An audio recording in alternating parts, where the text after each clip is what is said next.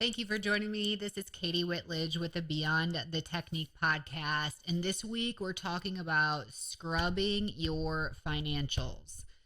Are you ready to increase your retention and revenue and convert website traffic to clients? Then you're ready for Maya. Maya is a marketing and client recruitment software. Maya creates better business relationships by pairing the right clients with the right beauty professionals. How do we do it? A matchmaker. Your brand will have its own unique matchmaking survey. By pairing people based on their skill set, budget, personality, and lifestyle preferences, Maya creates lasting relationships that keep both sides coming back for more. You don't get a second chance to make a first impression. Pair the right clients with the right beauty pros the first time. Visit joinmaya.com to get started.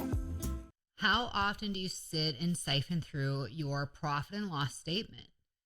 Well, if you're like me and you're a big picture, show me the summary type of leader, maybe not as often as you should. Well, this is a perfect time of year to get into the nitty gritty details. And maybe you have somebody doing this for you. That is going to be key. But you may find that when you begin to scrub your reports, you'll notice that things maybe aren't categorized the way they should be. And this gives you an opportunity to really clean everything up. And wow, you may find opportunities to cut the fat, cut the expenses that are not bringing you a return on your investment. So I'll start by sharing that a motivation to really dive deep into our business financials came from the 7-figure mastermind group that Maya has. So it's an honor for me to be able to facilitate a group where I am around high performing salon and owners, spa owners. I mean, this group is incredible. If you're like, wow, that sounds really cool, it is. And you can go to the link in our show notes I have for you to learn more about that group and what it means to qualify to be a part of that group. But in the middle of the group, we're having a discussion on, hey, if you could talk to anybody in our industry or out of our industry that could provide you some next level expertise, who would you want to talk to? And one of our members brought up the brilliant Ronit Enos. You may know her, and she is the founder of Salon Cadence. She also is the author of this book I'm holding up if you're watching today's show on YouTube. It's called Profit First for Salons. Transform your beauty business from a cash-eating monster to a money-making machine. This is by Ronit Enos. So some of you have heard of the book Profit First, and maybe you already follow the Profit First methodology. But if this is new to you, today's an opportunity to learn about that this exists. And it kind of is like, you know what, as an owner, pay yourself first, and then you live off of the rest of your budget. It's kind of the mindset of you, if you want to make a 20 or 30% profit, you start with that being set aside and you have no choice but to live off the rest. So I've read the Profit First book, and then Ronit had this incredible opportunity to partner with that brand and create Profit First for salons. So I will have the link in our show notes also for you to go and get your copy of Ronit's book on Amazon. There you will find a way to shift your mindset about money completely, and also how to implement this new methodology, how to read a profit and loss, and how to properly categorize your profit and loss. What was cool for me is when I logged into our company, QuickBooks, and looked at the lines for our profit and loss. In QuickBooks, it allows you to click into the dollar amounts and see all of the different vendors or businesses that you paid underneath a given category. From there, I just started making a list. I started making a list of, I don't know what this is, or I need to move this from being underneath professional fees to putting it into cost of goods sold. So it's such a good practice to do. I'm now motivated to do this every month. I put this as a task for myself in Asana, which is my project management communication platform for all of our companies. So I've now created this recurring task to look at our statements every single month, but specifically our profit and loss, because this shows me how is my bookkeeper handling things and is it reflecting properly in my P&L reports. So one thing I discovered, and when we look at cutting expenses or cutting the fat, here's what I'm looking at. This is like the number one rule. Never, never, never cut from an area that helps you get and keep clients or get and keep team members. That's it. If you follow that guiding light, that is going to help you make decisions quicker and easier and from a less emotional perspective, hopefully. So one area I saw that started out emotional that we decided to cut is this. So in 2021, really the end of the year, going into 2022, we decided how cool would it be if our team could work together to come up with a signature scent so we could have our own signature products, such as body butter, aromatherapy body spray, and candle. How lovely does that sound? Oh, so lovely. And we, of course, were using the body butter for our hand massage portions of the shampoo experience.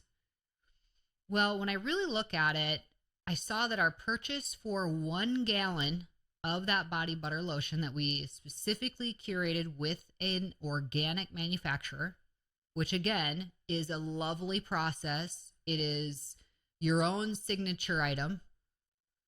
However, that 1 gallon of back bar lotion costs $150. You know, out of curiosity, I'm like, I'm just going to go and see what is a gallon of organic lotion cost just on Amazon. I'm going to just check.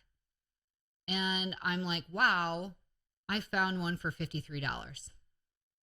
So $150 or $53. So then I want to take a look at our retail sales. How are our signature products selling? Because gosh, if they're flying off the shelf, then it may support us spending that much on back bar. But lo and behold, when we check our annual reports for how our specific signature products are selling, the answer is not often and not well enough. Not well enough to support investing in 1 gallon of back bar lotion for $150. That's just one of those, like, gosh, I was emotionally attached to this endeavor. I was emotionally involved in the process. This actually took weeks to develop. But at the end of the day, we tested and measured. Remember our beginning of the year episode where it's like, try new things, take a risk. Look, we tried it. Now we're measuring if that outcome was worth it. And the answer is no. So this was one area that we found that we could cut. And then looking for little things. Our bridal business, I don't know if you offer bridal services, we do.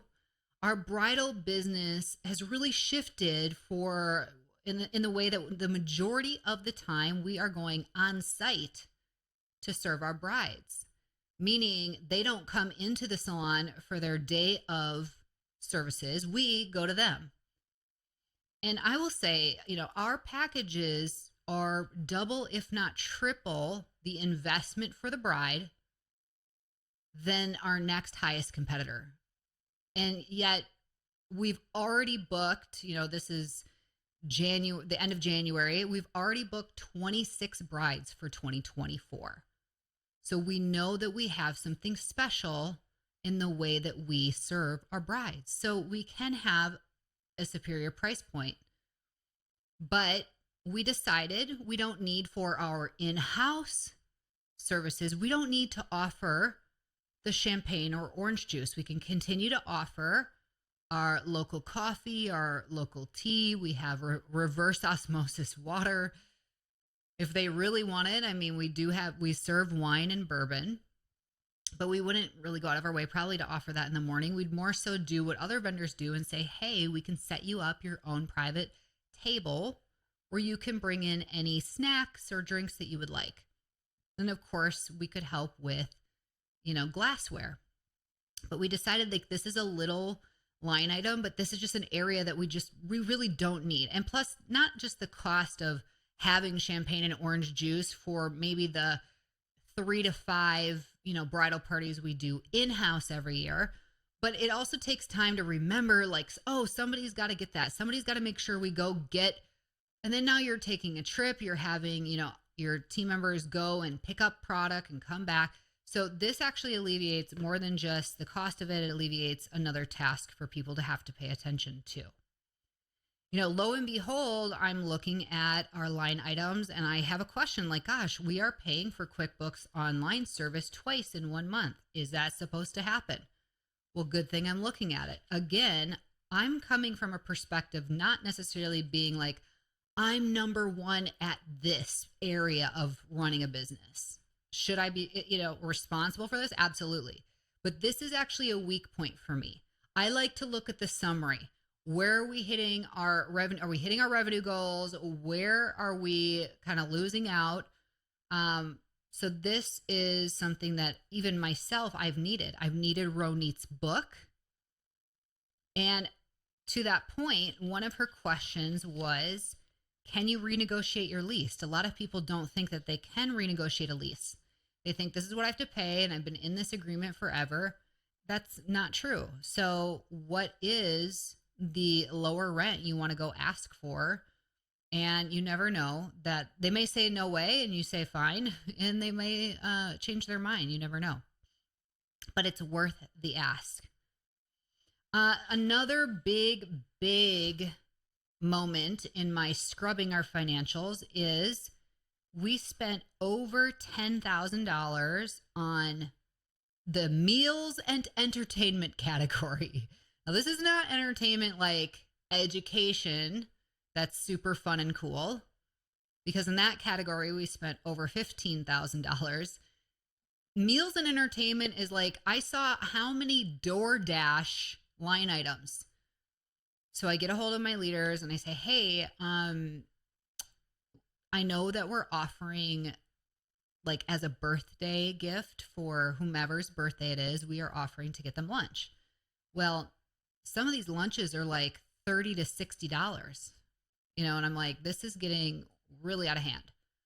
Now that we've grown, we need to really rein it in. So we decided as a group that the best thing to do was to create a really cool, special social media reel about them that makes them feel really special, along with giving them a birthday card, which we already do, and a $20 gift card to Target, because everybody shops at Target. So it'll be the same across the board. There's no special treatment which way or another. And $20 gives us just a very firm, unemotional band. Like, any person on our team, now we can plan for $20 going towards your birthday. We also do flowers for anniversaries, and we take photos and promote them on social media. So we had the question, well, are we going to still get flowers? And I was like, absolutely. Can we keep that under $20 or under also? Because you can find really beautiful things that don't have to be a $100 bouquet. Can we do that? Yes. So the point here is not to devalue some of the things that you're doing at your salon, but how do you maintain the value without it becoming an inaccessible or unsustainable spend? So what is this going to be for you? There were things that I wrote down where I discovered, okay, can we renegotiate even our phone company bill? How many of you are paying way more for your electric bills? Now, I know you can't, renegotiate your electric bill, but I ask a question, how do we lower our electric bill? So we're going to talk through that. We're going to talk through ways that can we renegotiate our internet?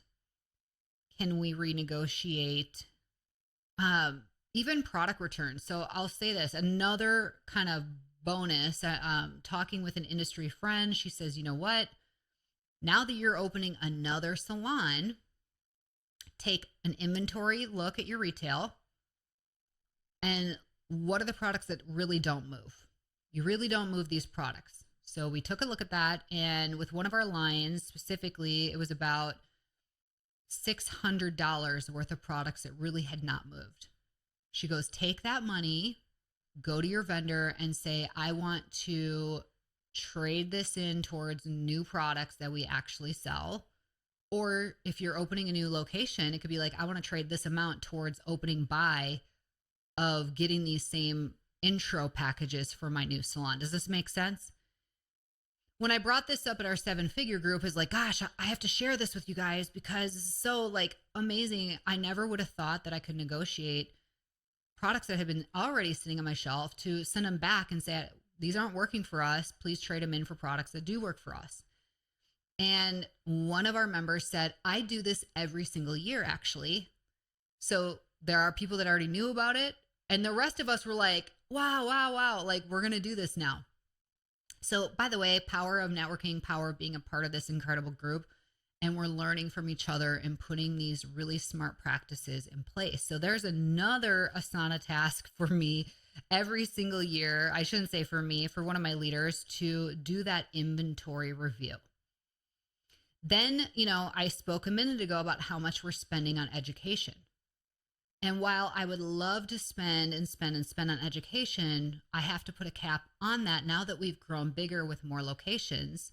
So what does that look like? For us, we decided that we are going to spend $10,000 on education, and that would give us the opportunity of bringing 3 incredible, influential educators to our salon. Now, this is outside of what your vendors normally provide for you. You should be asking, if you carry a certain product line, they should be bringing people in once to twice a year for product knowledge classes that you are not paying extra for, or hair cutting classes, hair styling classes, coloring classes, look and learn. Like, there's so much you can offer your team through your product vendors. So I'm saying, in addition to that, creating a calendar where 3 times a year you have this incredible special guest, and they would typically range between $2,000 to $5,000, depending on that person's group rate, day rate. Sometimes individuals charge per stylist. I try to work out with that educator to do an all team or visit the whole salon for X amount. And I try to work that out.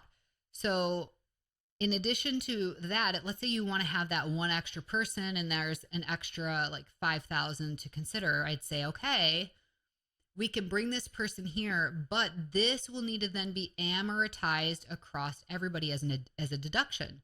So if somebody is an investment of $5,000, but you have 20 team members, well, that makes it actually very accessible for each team member to participate in. Let's say, and for the sake of ease, let's say it's $250 a person or $300 a person. You could say, hey, we're just going to deduct $100 from the next 3 payroll periods. And therefore, we're kind of fronting the bill. You then don't feel a huge pain point in investing in that. And they have a little skin in the game. And then, but you're giving them the power to choose. We don't have to bring this person. So every single guest artist we bring, our team is like, yes, we want them. We want them. So the salon pays up to $10,000 to bring people, and anything above and beyond that, the team will pay for collectively. Like, we amortize it across the board, but we offer them the deduction from payroll to help soften that for them and make it very, very accessible. If you come in under budget, it still offers additional funds for food and supplies. So oftentimes we'll cover lunch. If there are doll heads needed, it depends. If we've paid for the class, we may say, hey, but everybody has to make sure they have their own doll heads or mannequin heads for this class. So there are ways to work it out. But what we often do as owners is we get in an emotional decision-making mindset where we aren't paying attention to what our budget is for education. We're saying yes to that last minute opportunity. Hey, I know this wasn't on our docket for the year, but I think we really should offer this new service or this new technique or this way about, going about this new technique. And then we find ourselves like saying yes to something that we actually haven't budgeted for. And that can be painful in the long run. So what we've done in our Asana is we've created a board called, 2024 topics to discuss, or 2025 topics to consider. So if it goes in the board, it say, hey, I'd love to bring this person. We could probably plan for them early 2025. I'm going to put it in our board, talk with our education leaders. Then I'll put it in our calendar to bring it up at a team event so everybody has an opportunity to talk through that. And then we make a decision collectively and plan it out. So we're not saying no. We're just not saying yes to this happening in 2 months or 1 month, where we have to come up with investing in this again as a salon. If the team wants to invest in this and everybody's willing to have it amortized throughout their payroll as their portion of paying for it, great. That's always going to be then an opportunity. I'm hoping some of this is helpful for you. What are other areas that you want to look at?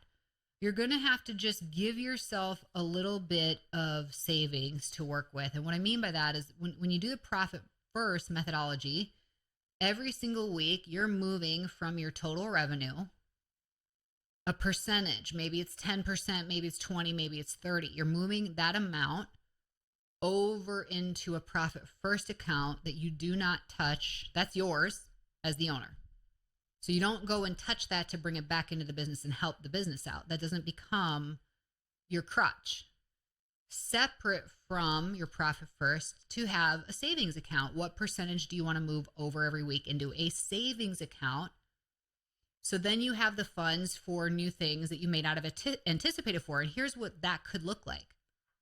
When we were beginning to look for another location, we hadn't necessarily anticipated how much it would cost in legal fees to have our business attorney look at the letter of intent and then look at the lease and then go back and forth with how many lease reviews to get to a final agreement with your new landlord.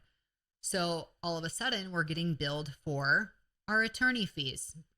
So if you don't have money in savings set aside for that, then all of a sudden you are going to be diminishing profit, which we don't want that for you.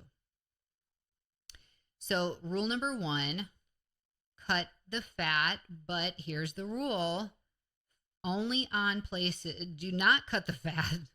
Do not cut the fat if it's something that's helping you get and keep clients or get and keep team members. One of the major areas I think we are underspending is marketing. The average company spends 7 to 8% on marketing. And yet when I look at industry stats, specifically from top 200 salon honorees, they're spending less than 3% on marketing. What if you increased your marketing to really hone in on spending to get and keep clients and also spending on getting and keeping team members? What kind of shift could that make in your total revenue? You should expect an ROI of 5 to 1, meaning for every $100 you spend on marketing, you should be getting $500 back. To help you understand marketing and really think through your 2024 marketing plan, I want you to go to the link in our show notes. We have a free 2024 marketing playbook for you.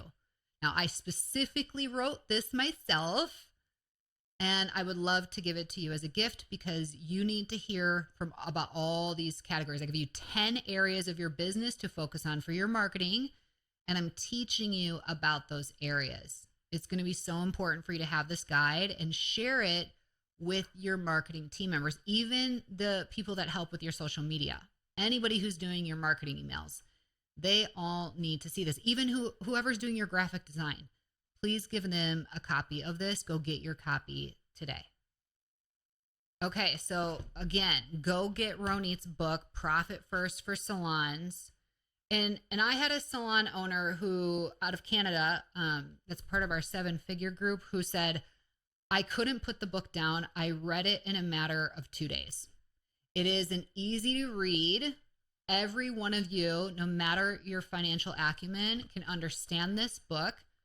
I've taken notes. I've made underline, little points. I also love that this has helped me coach my leaders who all have their own location company credit cards. Little things add up, friends. Do we need to go get all those Post-it notes, or can we start with cash flow? You got to remember, when people say, this might be a Dave Ramsey thing, but it's like, well, I bought the biggest pack because then it's less per item. Have you ever gone out and bought 1,000 copies of your brochure to then never have gone through all of them, and all of a sudden you're rebranding, or you have a new location or new information, new services, and now you got to go buy how much more? And you're like, well, we didn't even get through this first investment. So even though it costs less in the long run, right now I don't need to spend that much on this. Let's start off with a quantity of 200, and once we go through it, we'll reassess. How quickly did we go through it? So it's like all these little things. Do we need more pens, or can we siphon up pens somewhere? Do we have pens that we just need to look for? Do we need to buy the 3-pack of scissors, or can we buy one? It's all these little things. And that was, for me, eye-opening. I needed to sit down. I needed to open up our QuickBooks. I needed to click on every little thing. And when I did, I created literally 21 notes. I wrote down 21 different things that I wanted to go through and talk through with my leaders. It's been so helpful. And by the way, they know I don't keep it a secret and say, oh, I know all these things about money management. I feel like we've done a pretty good job, but clearly I need to do better. So they know that this is not a number one strength for me. And yet they respect that I'm sharing that. I'm diving into it. I'm asking questions, and we're learning and growing together. It actually strengthens the bond between you and your team, and they have a hand in helping make decisions. And then they feel more ownership. They're offering suggestions. One of my team members for our new location said, you know what? I have a Keurig machine that I don't ever use. You want to just start with that, and we can just get, and I was like, if you're willing to, amazing. That's so awesome of you. So they take just a whole different look of ownership when they get to be a part of and involved in the decisions about money. So I hope this is encouraging for you. I hope you take the time right now, perfect time of year, to scrub your financials, cutting the fat, but keeping what matters, getting a great return on your investment. Don't forget to go to our show notes to get all the special things and links that I've shared with you today. Have an awesome day, everybody, and stay strong.